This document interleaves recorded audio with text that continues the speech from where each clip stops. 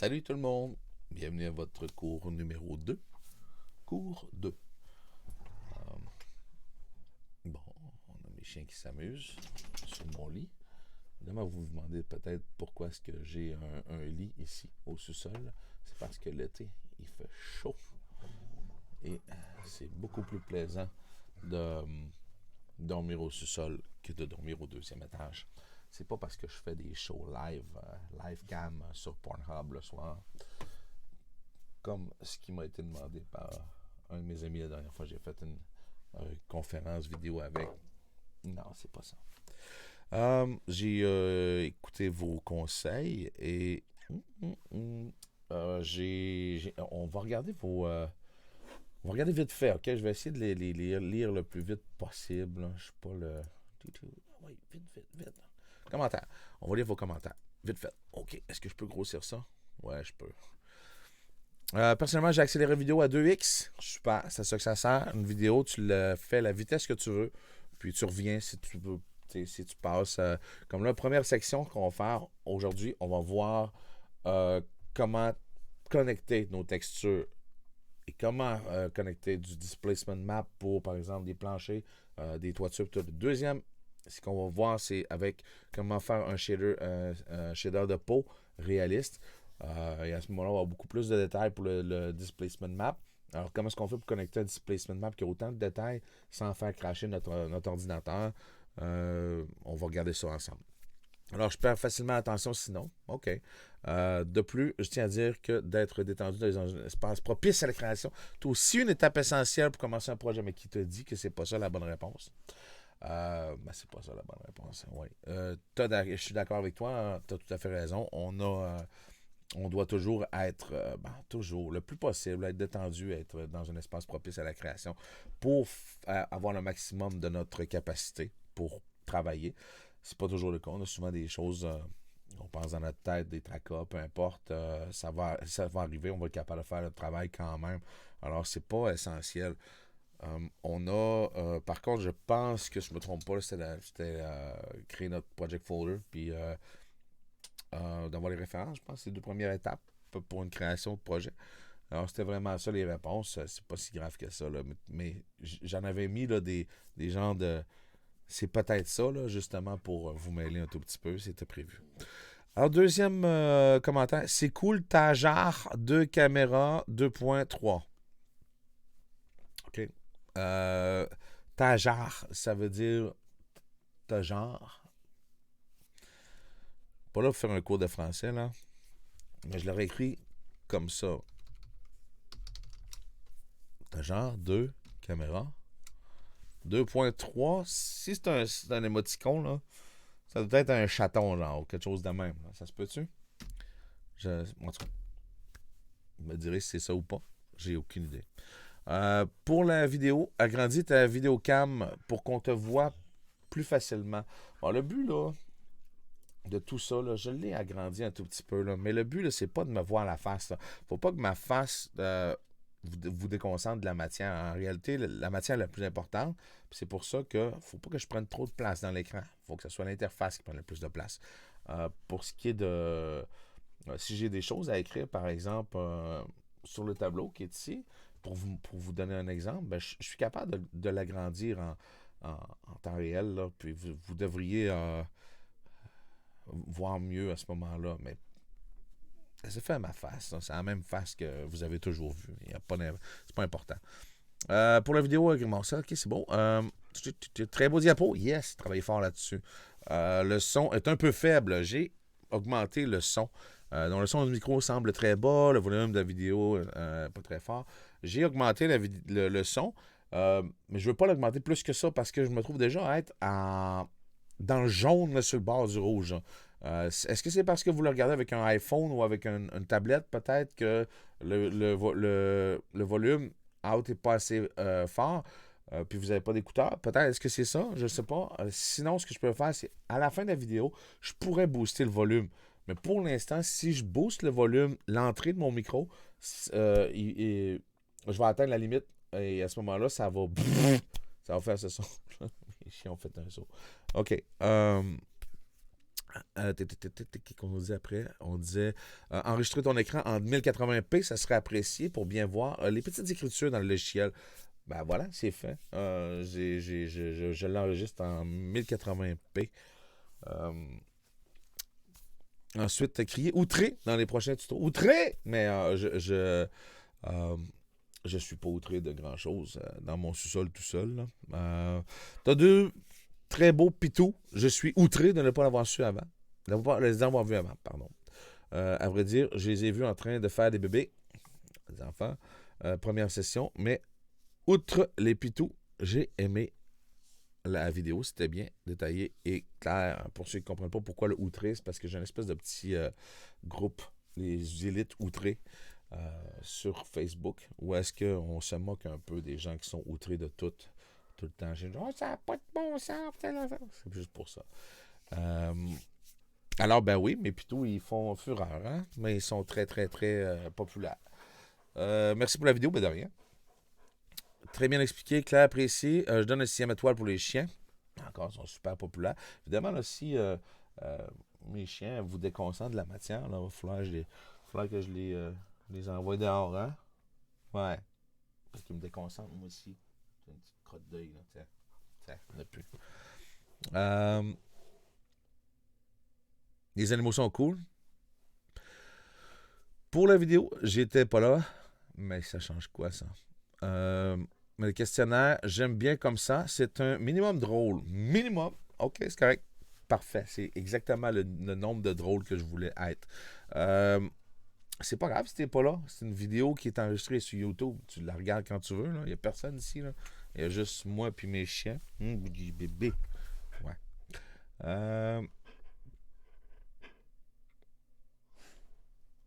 Il est possible de savoir comment gérer efficacement les UV afin de bien plaquer une texture type organisation UDIM, etc. Merci Marco, protège-toi bien. Je suis bien protégé pour commencer. Et je ne sens pas bien. Pour ce qui est des UDIM, les UDIM, on va en parler la semaine prochaine. C'est avec les PTEX. C'est deux autres méthodes de comment on fait pour mapper les textures sur les objets. Les UDIM ont été, vous savez, quand je dis horizontal et vertical, là, donc UDIM, U, c'est dans l'axe des U, donc l'axe horizontal, et DIM, c'est pour dimension. Donc, c'était inventé par Weta Digital lorsqu'ils faisaient Lord of the Rings 2. Il y avait des gros problèmes pour faire une foule complète, une simulation massive de crowd, d'orques qui vont se battre. Là. Je ne sais pas si vous vous souvenez de Two Towers. Là. Il y avait énormément de personnages là-dedans. Il ne fallait pas qu'il y ait l'air d'être toutes les mêmes non plus. Donc, il y avait plusieurs itérations. Mais aussi, si tu rajoutes un changement de couleur, un changement de texture sur ces personnages-là, tu es capable d'en créer 1000 fois plus à ce moment-là. Alors, en ayant par exemple, la peau séparée de l'armure, séparée du cheval sur lequel il se trouve, on peut facilement juste modifier le hue dans le plus ou moins, puis être capable d'avoir un personnage complètement différent, même si c'est exactement le même mesh. C'est à ça que ça sert, entre autres. Il y a d'autres avantages d'utiliser UDIM, que c'est plus propre, évidemment, lorsqu'on commence à travailler, puis sur Substance, on a beaucoup d'avantages à faire ça, sauf que pas dans notre petite production qu'on fait. Je veux dire, avec de 0 à 1, là, dans notre UV, présentement, on peut mapper n'importe quoi. C'est important que vous sachiez comment utiliser les UDIM, parce que je veux dire, DNEG utilise ça, MPC utilise ça, Framestore, je suis pas mal sûr. Je sais pour les deux autres, mais Framestore, je suis pas sûr. Faudrait que je m'informe, mais je veux dire, les UDIM sont utilisés pas mal partout. Alors, de savoir comment les faire, oui, mais de les utiliser pour tout, non. Oui, on va regarder ça la semaine prochaine. À la question 3, j'ai eu un doute avec le troisième choix de réponse. Est-ce que c'est genre créer un project window? Ben oui, mais c'est pas le troisième choix, c'est le 1 ou 2 parce qu'il y a juste 2 choix à avoir. Ce serait bien si on pouvait apprendre d'autres outils sur Maya qui sont nouveaux pour nous. Sinon, vidéo correcte. Ouais, on va voir d'autres choses. On va voir de la simulation, je vous ai dit. On va voir du poil. On va voir Plein d'outils sur Maya, même l'océan, on va voir plein de choses. Ça va être bien le fun. Pour tout de suite, c'est sûr que je vous ramasse où est-ce que vous étiez. Ben, en fait, même avant d'où est-ce que vous étiez, parce que vous avez probablement oublié 50% de ce qu'on a appris pour l'instant. Mais je préfère vous ramasser un endroit où est-ce que vous êtes à l'aise et vous amener plus loin que de vous recommencer exactement où on était. Puis si vous ne vous souvenez plus de deux, trois trucs, vous allez décrocher tout de suite. Alors c'est pour ça qu'on recommence un petit peu où est-ce que tout le monde est à l'aise et tout le monde connaît cette matière-là. Puis j'espère que vous apprenez des trucs en même temps là, lorsque je vous en parle. On est rendu où? Un peu plus de questions, genre 5 à 10? Parfait, cool. Sinon, les tutos, rien à dire, parfait. C'est très le fun de pouvoir continuer d'avoir le cours de prod malgré les temps qui sont pas faciles. Donc, content de pouvoir continuer la session via vidéo questionnaire. D'ailleurs, j'ai la même race de chiens chez moi. Les gens pensent que j'ai des Golden Doodle, mais c'est des Labradoodle. Je ne sais pas si c'est des Labradoodle, mais c'est des chiens qui sont super affectueux, très, très, très gentils, mais ils veulent tout le temps de l'attention. Si je fais juste les regarder, là, comme là, il sait que je parle de lui. Là, il me regarde, voulant dire, il faut que j'aille le voir. Fait qu'il va s'en venir me voir. C'est ça. Ils ont besoin de beaucoup d'attention, mais sinon, ils sont très, très affectueux, puis ils sont pas méchants. Merci, garder le sourire, faire des petites blagues de temps en temps, ça fait du bien. Ah, ben, ça fait plaisir. J'essaie de pas trop en faire, mais faut que je garde un certain sérieux. J'aimerais voir encore plus tes chiens. Donc, ben, ils sont vraiment. À toute fois que je dis chien, ils savent que je parle des autres. Là. Le facecam qui cache le mot compositing écrit en bas à droite sur les graphiques, mais c'est pas vraiment grave puisque tu le dis dans la vidéo. Ok, je sais de quoi tu parles. Tu parles de pendant les diapositives, les deux écrans se trouvaient à cacher le mot compositing à la fin, mais comme j'ai relevé le truc pour que vous voyez ce qui était écrit, ben, c'est pas une grosse surprise. Le début est intéressant, simple à suivre, la fin, mais à la fin, à partir de quand tu commences à modéliser, j'ai beaucoup de difficultés à suivre. Cool. Ce qui est merveilleux, c'est que c'est une vidéo. Fait que ce qui est le fun, c'est que tu payes sur pause, tu travailles, tu retournes, tu payes sur play. Oh, j'ai manqué un bout. On recule, on revient. Il n'y a pas de meilleure note de cours que ce qu'on vous fait présentement, puisque c'est une vidéo. Alors, on embarque sur Maya, on fait ça vite. Déjà 12 minutes de passé. Alors, vite, allons-y. Je vais créer un plane. Paf! OK? Et de ce plane-là, on va aller y mettre un new material. Allô? New material. Et on va y mettre un shader de standard surface que je pourrais appeler. Je fais quoi là? Un roof. I got a roof. Il pensait que j'appelais eux autres. Donc, on va l'appeler roof tile parce que c'est des tuiles. Moi, j'aime bien utiliser le Hypershade. Je sais que Rémi aime pas ça. Mais bon. Et pourquoi j'ai nommé justement? Ben, c'est parce que là, ça va être le temps là, d'aller chercher nos textures, nos matériaux. Là. Ben, si c'est pas nommé ici, on va avoir un tapon de AI Standard Surface. C'est pas l'idéal. Sur le principe, pouf, le garage, je sais que c'est ça. Je peux aller chercher ce qui est connecté avant et après. Dans mon cas, j'ai juste quelque chose de connecté après. Et je vais prendre les textures. Je ne sais pas si vous vous souvenez. Ben, je ne sais pas si vous vous souvenez. Vous vous souvenez sûrement de ça ici, cette texture-là. J'ai fait une espèce de genre de simulation de cloth avec un plancher dessus. Là. Je n'utiliserai pas celui-là aujourd'hui. Mais juste pour vous dire que pour le groupe, parce que c'est un groupe sur deux que j'ai montré comment le connecter comme il faut. Vous autres, vous pouvez avancer la vidéo un petit peu parce que c'est la même chose que je montre présentement. Là.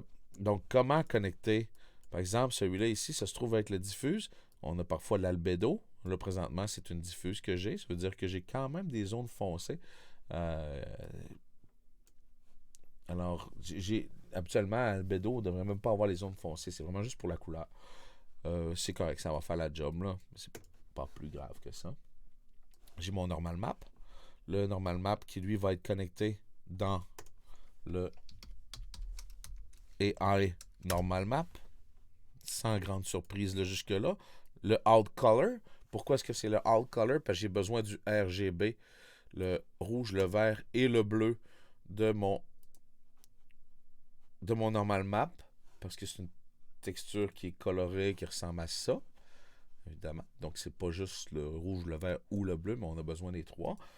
Par contre, là, si ça va être le temps d'utiliser, par exemple, le bump map, eh ben, le bump map, lui, c'est une texture qui est noire et blanche, qui a énormément de détails sur celui-là ici présentement. Alors, si je regarde, c'est bien, étant sRGB, si je regarde ce que ça donne si je le mets en RAW. Tout est un petit peu plus clair. Alors, lorsqu'on utilise, par exemple, le EXR, ça va être important de le garder en RAW parce qu'on va avoir des informations plus claires que le blanc absolu que notre écran peut nous montrer. Donc, des informations qui vont dépasser 1. De 0 à 1, là, on va avoir des informations qui seront un petit peu plus loin parce qu'au lieu d'avoir 8 bits par channel, on peut avoir, par exemple, 10 bits par channel, 16 bits par channel. Alors, à ce moment-là, ben, on veut toutes ces informations-là qui vont être mappées, surtout pour le HDR. Pour le HDR. C'est un XR, surtout pour les mappings d'environnement qu'on appelle habituellement HDR, là, qu'on mappe en HDR. Mais par exemple, regardez, je vais vous le montrer tout de suite. Là. Si je m'en vais chercher Arnold Light Skydome, et dans le color de Skydome, je m'en vais chercher File, un fichier qui va être intérieur color.exr, mais le EXR va faire la job en tant que map d'environnement parce qu'il y a autant d'informations que le HDR. C'est un super format aussi. Alors lui, il va se permettre de... Oh, j'ai garoché ça là-dedans. Hein? Ouais. Attends, bye bye. On va le tasser. Oh, pas grave, personne n'a rien vu. Et c'est ça, donc c'est un super format qui se permet d'avoir plus d'informations que ce que l'écran peut nous montrer. Alors, j'ai le normal map ici, mais là, je veux mapper le bump map. Parce que là, si je mappe le normal map dans le normal caméra, où est-ce que je peux connecter le bump map? Le bump map, je le connecte toujours dans le AI Bump 2D. Alors, le rouge, par exemple, du bump dans le bump map, qui s'en va dans le input du AI normal. OK, je me trouve à avoir quelque chose qui a du sens pour l'instant. On continue. On va aller y mettre un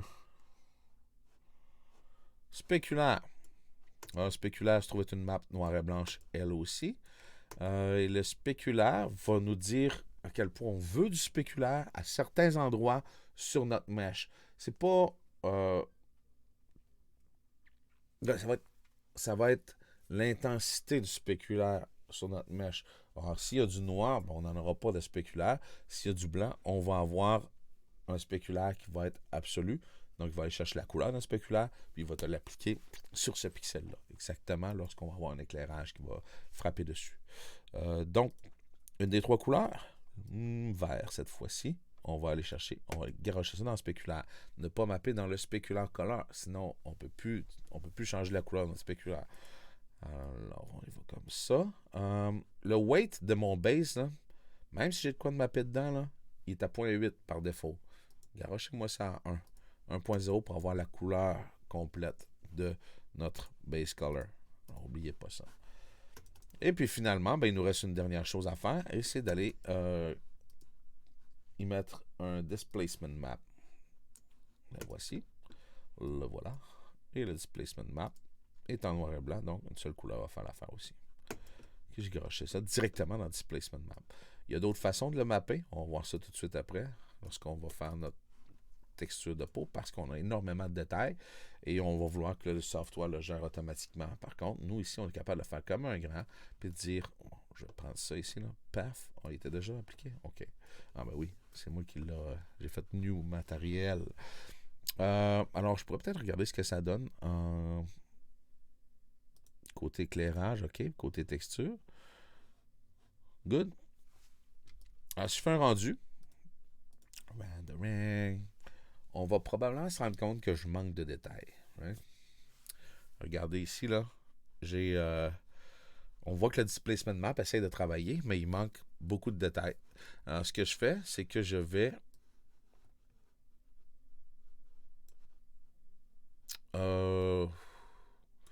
sélectionner mon mesh, aller dans Arnold.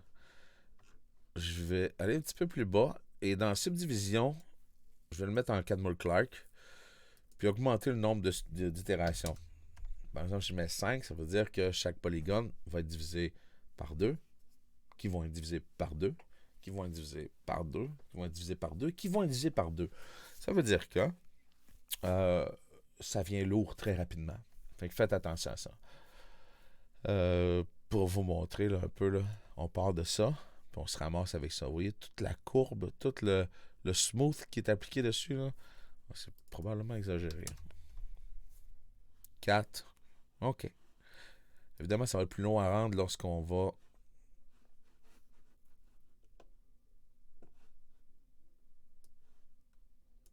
augmenter l'itération. Alors, j'ai ce qu'il me faut, n'est-ce pas?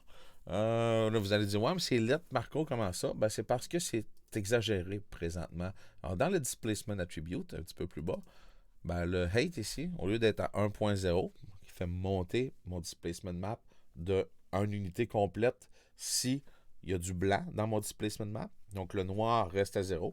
Le blanc est à 1. Il va monter d'une unité complète. C'est beaucoup trop selon la grosseur de mon plane. Évidemment, si mon plane était immense, peut-être que 1 serait suffisant. Mais pour l'instant, c'est pas le cas. Alors, je vais utiliser 0.1, genre. Paf! C'est donc bien beau. Hein, on voit vraiment que le mesh est déformé, qu'on a notre spéculaire qui fonctionne super bien dans cette zone-là ici, avec le bump et le normal map, qui est probablement un petit peu exagéré. Ce qui est le fun avec la façon qu'on l'a connecté, c'est que si on veut revenir avec notre bump et notre normal, on peut soit aller dans le normal map et dire qu'on veut que le strength du normal map, donc la force, soit diminuée, mais ça va diminuer aussi notre bump map. Donc c'est global pour les deux. Sinon, on peut dire, non, je veux juste que mon bump map soit moins fort, 0.005. Puis à ce moment-là, j'ai un bump map qui est très, très, très, très subtil. Puis normal map qui peut rester à 1, ou ben je le double. Puis à ce moment-là, ben, si je le double, je me trouve à avoir l'équivalent d'un bump map qui sera à 0,01. Le double de 0,05. Good? OK, alright. Delete. Ça, c'est fait. Ce qui est plate, c'est que je peux pas avoir vos questions en direct. C'est souvent, je dirais, oh là, y a-t-il des questions? Ouais, comment ça, que telle affaire? Mais non, on n'aura pas ça. Tant pis. C'est triste, mais c'est comme ça la vie. OK. Le subsurface scattering se trouve à être une méthode pour voir la lumière qui va passer à travers un objet et qui va se rendre quand même à la caméra, par exemple. Regardez ici. Voici un map de subsurface scattering. Voici ce que ça donne comme résultat. Et voici lorsque notre subsurface scattering va avoir une couleur. Donc, le radius du scattering va avoir une couleur pour nous donner l'impression, par exemple, qu'on a du sang dans le cartilage des oreilles. Donc, il va se faire teinter par ce sang-là et va nous apparaître plus rouge. Le map du subsurface scattering n'est pas nécessaire à 100%. Je vais vous montrer comment faire pour le faker. C'est pas... l'idéal, c'est de l'avoir même. Vous savez quoi, l'idéal, là? Si vous êtes capable d'aller dessiner les veines dans la face pour votre radius, là, pour la couleur du subsurface scattering, là, si vous êtes capable d'aller dessiner toutes les veines puis de les ajouter dans votre map de subsurface scattering, ben ça va rajouter un petit réalisme supplémentaire. Juste pour la couleur. Vous dessinez pas là, le contour noir là, comme il y a ici. Là. Ça, c'est un exemple. C'est juste pour vous dire comment est-ce qu'on a des veines d'en face. Ça peut vraiment aller rajouter du réalisme sur votre modèle. Le modèle que j'utilise, c'est Digital Emily qui a été créé, scanné, en fait, par Paul Debevec et son équipe de Wikihuman, ils travaillent très fort pour pour la recherche du réalisme d'un humain digital. Travaille fort sous la peau, les pores de peau, comment ça s'étire lorsqu'on sourit, comment les pores réagissent, comment le spéculaire réagit différemment. j'ai eu une formation avec Paul Debevec. C'est une personne très, très intelligente qui est un chercheur à l'université de Caroline. Et c'est juste complètement débile, là, euh, tout ce qui arrive à faire, évidemment. Paul Debevec est l'inventeur du HDR. Donc, juste de dire ça, ça vous montre un peu là, le cerveau du gars. Là. Euh, Digital Emily a été disponible pour tout le monde. Alors, je vous donnerai un lien euh, pour que vous puissiez la télécharger. Probablement qu'il y a d'autres enseignants qui vous ont parlé de Digital Emily déjà. Euh, alors, vous pouvez l'utiliser de façon non commerciale. C'est ce que je fais. On va mapper rapidement. Là, je vais faire un map très. Je vais essayer de le. Vous voyez le mesh, il est super clean, vraiment. Là, c'est quelque chose de. Tous les yeux ici. Est-ce que j'ai besoin de. Je vais lui foutre un matériel pareil. Là. Tiens, vous autres, vous allez avoir votre shader. Je sais pas, tiens. Non, on va mettre un peu plus gris. Puis vous autres, toi, la tête, on va te mettre un nouveau matériel. J'aurais dû le nommer, hein. Je vous dis nommez-le, puis je le nomme pas, tu sais. Marco, arrête ça, on va l'appeler Head Skin, tiens. Tiens, yes. M Skin, yes. 100% de sa couleur. On va aller mettre le même éclairage que j'avais tout à l'heure. Skydome. File.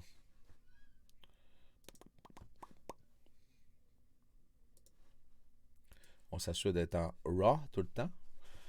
Pour le XR, je vous en ai parlé tout à l'heure. Et je vais y mettre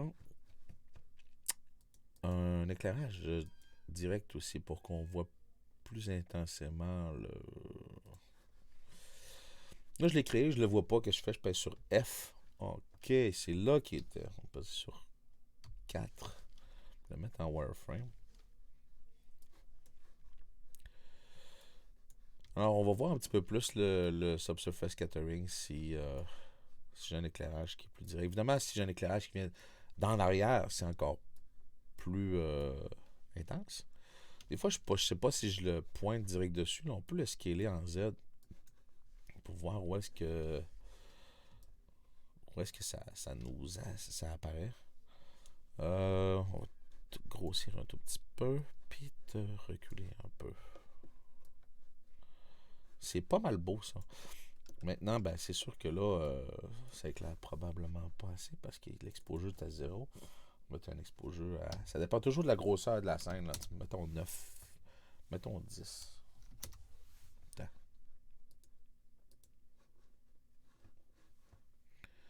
C'est un peu fort, finalement. Mettons 8. OK. 8, ça fait mon affaire.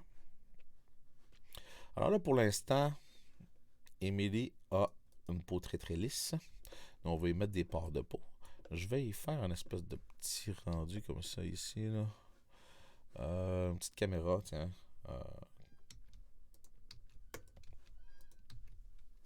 Hello.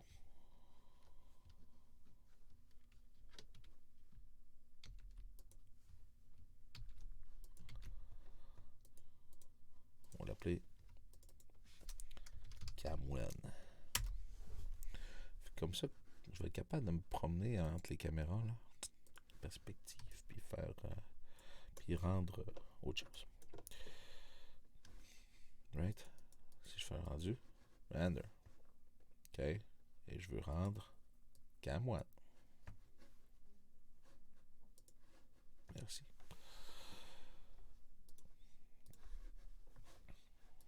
OK. Allons-y, on va mapper ça vite fait, parce que là, on a déjà une couple de minutes de fait sur notre vidéo.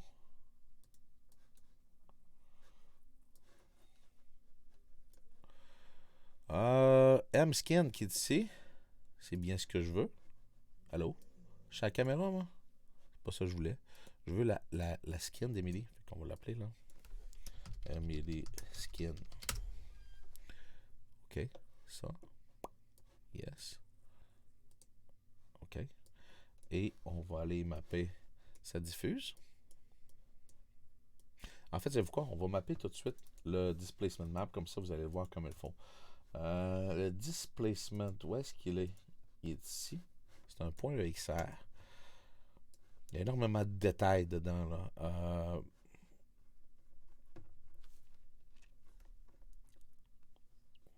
Je sais pas si vous voyez un peu, là, toutes les parts de peau qu'on a, là. Il y a énormément de détails. Alors, ça, ce que je vais faire maintenant, si je le map directement comme j'ai fait tout à l'heure, le alt color, juste une des couleurs, puis je m'en vais mettre ça là. Le problème, ce qui va arriver, c'est que il va falloir que j'augmente encore une fois, je vais le mettre en camera clock et je l'augmente jusqu'à temps que chacun des parts de peau soit displacé. C'est assez rare que je vais utiliser ce genre de map-là pour un displacement map. Personnellement, là, j'utiliserais un AI Bump. Et je pourrais vous montrer la différence entre les deux, là, entre lorsque j'utilise le bump pour cette texture-là et lorsque j'utilise le displacement map. Il n'y a pratiquement pas de différence au rendu. Le résultat est pratiquement le même. Et je dis pratiquement parce qu'il y a des petites déformations qui se font, surtout au niveau du sourcil qui se fait. Et lorsque vous regardez de la façon que eux mappent Digital Emily, Paul Debevec et sa gang, là, ils l'utilisent vraiment en tant que displacement map. Donc, habituellement, on va avoir un bump map en plus et un normal map en plus, mais on n'utilisera pas ça pour aujourd'hui. Je vous montre juste une deuxième façon de mapper le displacement map. Et c'est en cliquant sur notre output ici, donc le node bleu, le out. Ben, si je prends un middle click et que je m'en vais faire le middle click sur le displacement map, lui, ça en va connecter un displacement shader. Ce shader-là va automatiquement gérer le nombre d'itérations qu'on a besoin dans notre surface. Si je vais regarder, par exemple, en faisant un petit rendu encore une fois.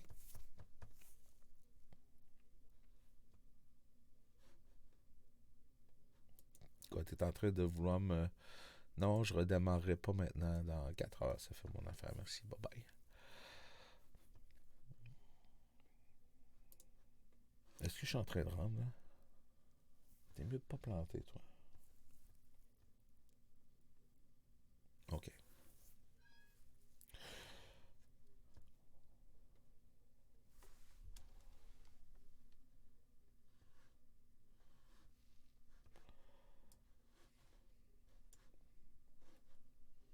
Je sais pas ce que vous en pensez, mais je pense que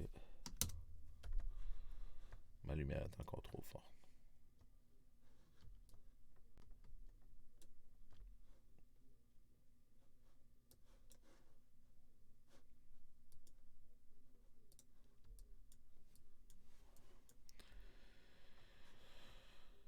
Alors, on va de plus proche.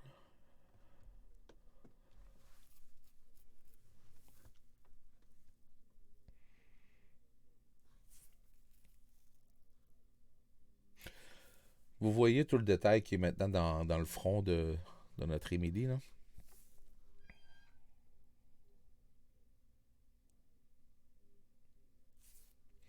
Super. Ça fait quand même assez démentiel là, de voir ses yeux un peu comme ça. Là. Je vais faire, là, ça va être encore pire comme ça. OK. Alors, vous voyez le détail qu'on a, mais à quel point il y a du détail? À quel point il a subdivisé notre modèle? Puis pourquoi est-ce que c'est long à rendre comme ça? Ben, c'est facile si je vais chercher, par exemple, dans mon objet, si je m'en vais dans Modify et que je vais dans Convert et que je vais chercher Displacement to Polygon, on va attendre un tout petit peu. J'aimerais ça être capable de peser sur pause, mais je l'ai essayé tout à l'heure, ça ne fonctionne pas. J'ai mis des raccourcis genre F7, puis il faudra que je travaille un petit peu plus là-dessus, juste pour pas vous faire regarder les rendus. Là, c'est pas un rendu, dans ce cas-ci, il est en train de calculer, là, je pense. Ouais. Moi, je mets mon curseur au-dessus des icônes en haut, puis s'il n'y a pas le rollover qui apparaît, ben... OK, on voit là maintenant, là, le détail qui a été ajouté. Si par exemple, là, je grossis ça, là. Regardez tout le détail qui est ajouté juste pour la narine, là. Vous voyez, il y avait moins de détails à ces endroits-là. Ben, il y a moins de polygones. Donc, c'est la façon qu'il gère que j'aime bien ça. Donc, plus il y a de détails dans notre texture, plus il va y avoir de subdivisions. Il y en avait moins ici. Il y a moins de subdivisions. Euh, alors, ça peut nous aider un peu à visualiser qu'est-ce qu'il va faire, ce displacement shader-là. Qu'est-ce qu'il va faire lorsque ça va être... savez-vous quoi, je vais plutôt faire des undo. Je pourrais être sûr que je crappe pas tout, là. OK. Good. Attends, on va y mettre les yeux noirs comme j'avais mis tout à l'heure parce que je trouve ça cool. OK. Alors je continue maintenant. On a mis le displacement map et qui passe par le displacement shader. Donc, ça fait une espèce d'automatique. Maintenant, ce que je fais, c'est que je vais y mettre le base color dans la couleur dans le base color. OK. Donc, on a maintenant Emily. Bonjour. Encore une fois, un petit rendu vite fait. Et je vais, pour ce qui est du... Non, on dirait qu'elle est comme... Elle a sué un peu, là. Il fait chaud. Puis là, elle est tout plein de sueur. Mais ça travaille très bien sur les parts. Évidemment, là, étant donné qu'on a displacement map, là, vous voyez là, sur les parts de peau, là, ça fait une belle job. Mais on n'a pas de subsurface scattering pour l'instant. Et on en veut. Alors, on va aller s'assurer. Bon, si là, vous vous demandez là, comment je fais pour régler là, l'espèce de sueur qu'elle a dessus, là, ça, là, c'est le spéculaire. OK? Alors, le spéculaire, on va le mettre tout de suite, là. Je vous ai dit comment le mapper tout à l'heure. Path spéculaire comme ça. OK. C'est juste qu'il faut que je le connecte, là. Comme il faut. Ça, c'était... En tout cas, je vais arrêter de me plaindre, là. Vous allez voir maintenant que le spéculaire va peut-être être aussi intense à certains endroits, mais il va être beaucoup moins propagé. OK? Plus réaliste. Mais encore une fois, on dirait qu'elle est trempe à certains endroits. On veut pas qu'Emily soit trempe. Fait qu'on va juste aller y mettre un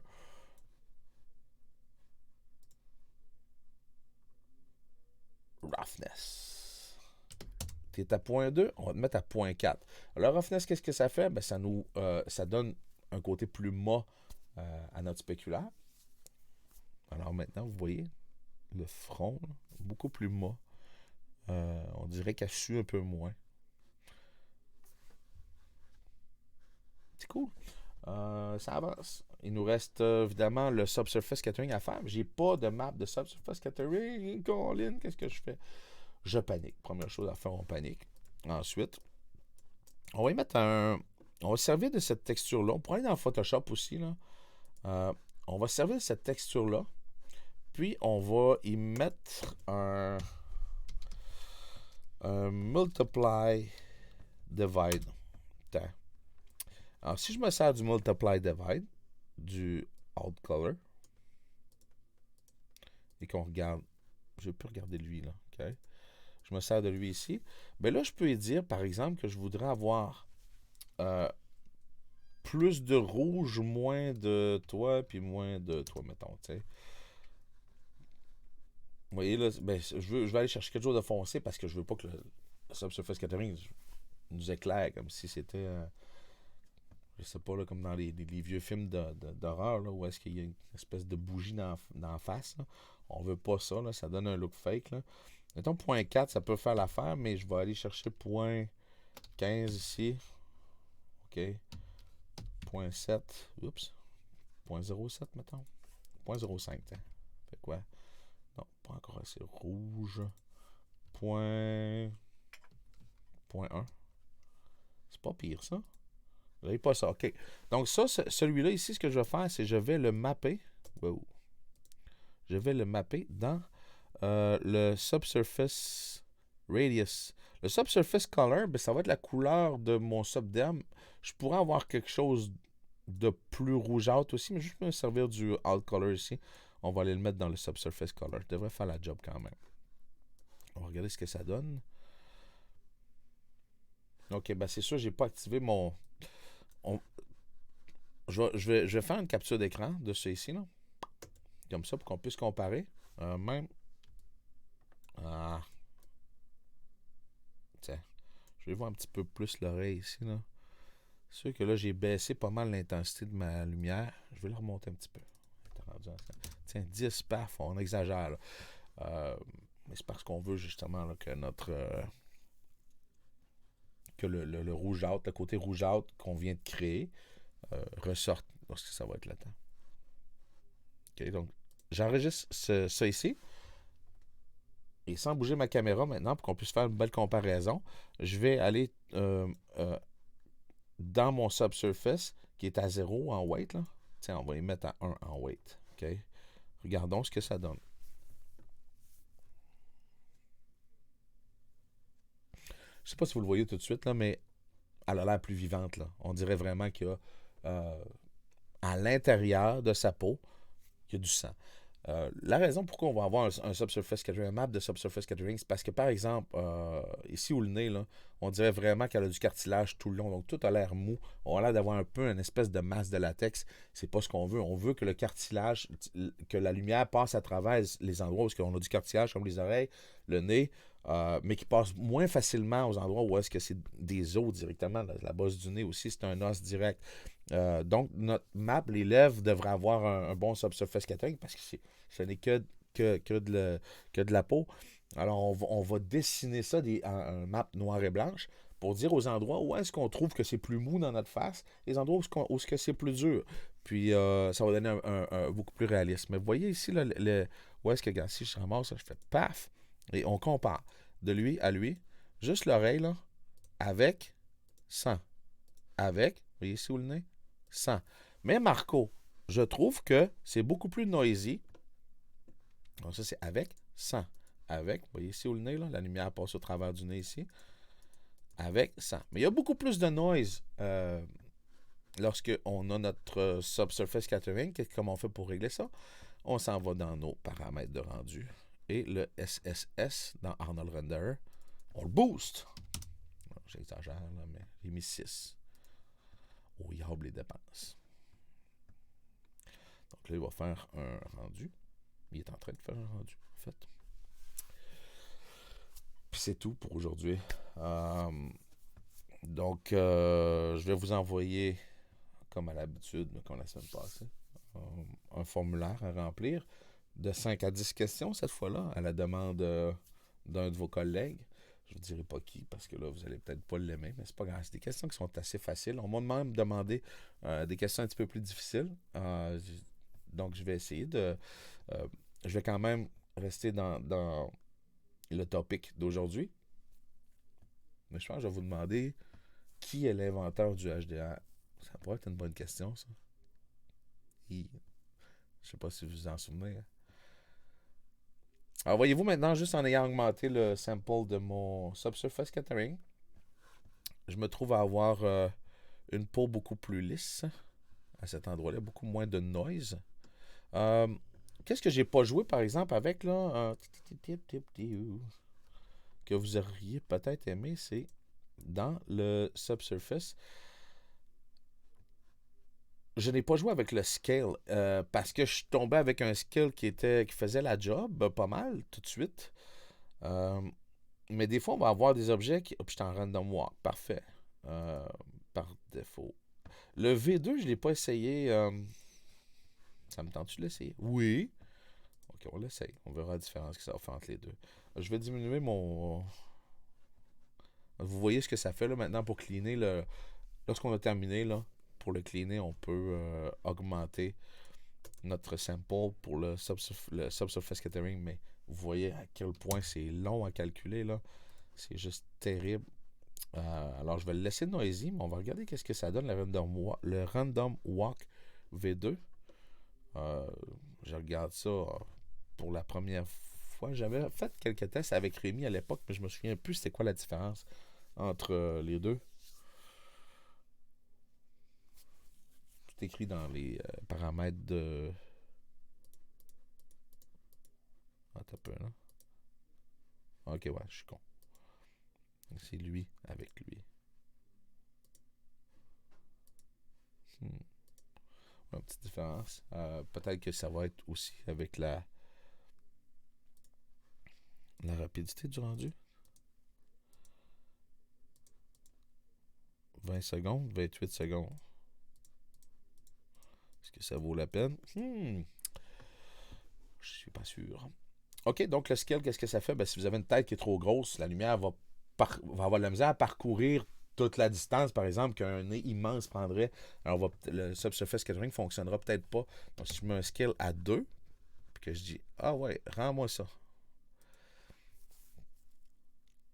Non, je dis 2. Ouais, on regarde les dépenses. Hein. Allô? 5. On veut voir l'effet.